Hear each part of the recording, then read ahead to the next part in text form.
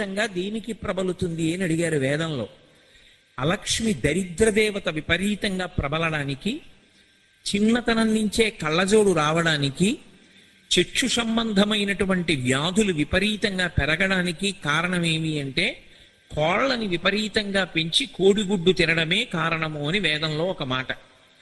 ఎక్కడైనా యజ్ఞం చేసేటప్పుడు ఆ యజ్ఞానికి సంబంధించినటువంటి యజ్ఞవాటము అంటారు.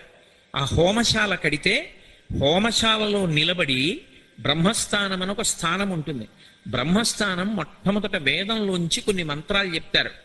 ఆ మంత్రాలు ఎందుకు చెప్తారంటే కోడిగుడ్డు తినే అలవాటు ఎవరైనా ఈ ప్రాంగణంలోకి ప్రవేశించి ఉంటే, కోడిగుడ్డు అలవాటు ఉన్నవాడు ఇక ఆ ప్రాంగణంలోకి దేవతలు రారు, తీసుకోరు హవిస్సు. అటువంటి వాడు ఎవరైనా వచ్చి ఉన్నా ఈ చుట్టుపక్కల ఉన్న తద్దోషము నివారణ అగుగాక, దేవతలు ప్రవేశింతుగాక అని ఆహ్వానం పలుకుతారు. కోడిగుడ్డు అంత హేయమైన పదార్థంగా వేదంలో వర్ణింపబడింది. దేశంలో దరిద్రం ఎందుకు ఉత్పన్నమవుతుంది, ప్రమాదములు ఎందుకు విశేషంగా జరుగుతాయని అడిగారు. కోడిగుడ్డు తినడం ఎక్కువైపోతే, కోళ్ళని పెంచడం ఎక్కువైపోతే, యథేచ్ఛగా కోడిని సంహరించి మాంసం తింటే దరిద్ర దేవతకి ఆహ్వానం పలికినట్టు.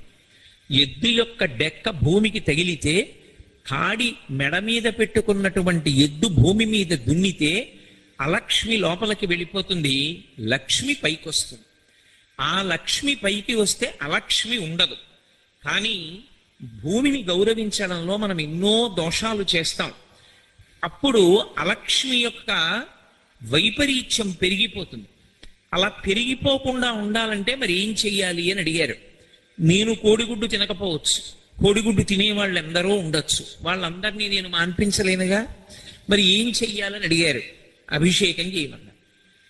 స్నానాన్ని మనసులో భావన చేసి తమలపాకు చివర నీళ్లు తీసి చల్లి మనసులో అమ్మవారు స్నానం చెయ్యడాన్ని భావన చేసినా లక్ష్మీ కటాక్షం కలిగి అలక్ష్మి పోతుంది. లేదు అలా లోకమంతా నిండిపోయింది కలిపురుషుని యొక్క ప్రభావం చేత, రుద్రాభిషేకం చేస్తారు. చేసి ఈ మంత్రం చెప్తారు, ద్రాపేంధ సస్పతే దరిద్రం నీలలోహిత అని. అంటే ఓ ఈశ్వర, నీ అనుగ్రహము చేత దరిద్రలక్ష్మి రాకుండుగాక. దరిద్రలక్ష్మి అంటే వ్యక్తిగతంగా చెప్పినప్పుడు ఇంట్లో అన్నం ఉండి తినడానికి అధికారం లేకుండా పోకుండా ఉండుగాక.